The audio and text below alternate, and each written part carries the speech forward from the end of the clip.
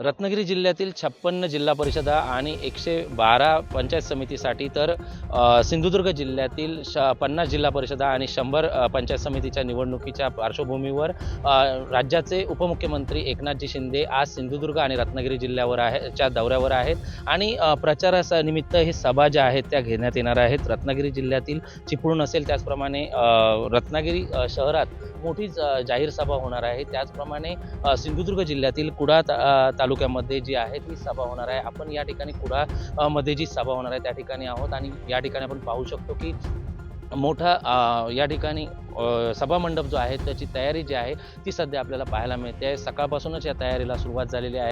एकनाथ शिंदे यांच्या समवेत उदय सामंत असतील, त्याचप्रमाणे योगेश कदम जे आहेत हे देखील असणार आहेत. विविध खात्यांचे मंत्री देखील या ठिकाणी उपस्थित असणार आहेत. त्याचप्रमाणे निलेश राणे हे देखील असणार आहेत. त्याच समवेत जर पाहिलं तर काल नितेश राणे यांनी देखील एकनाथ शिंदे यांचं जल्लोषी स्वागत करणार असं देखील जाहीर केलं होतं. त्यामुळे नितेश राणे हे देखील या ठिकाणी सभेच्या ठिकाणी उपस्थित असणार आहेत.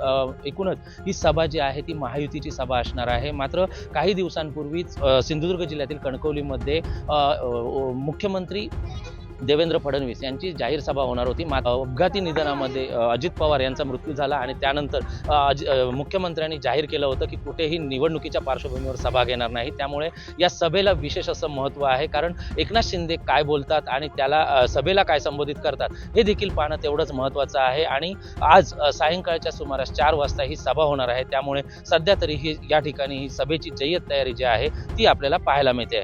व्हिडिओ जर्नलिस्ट अनिकेत सह विशाल रेवडेकर, LS मराठी, सिंधुदुर्ग.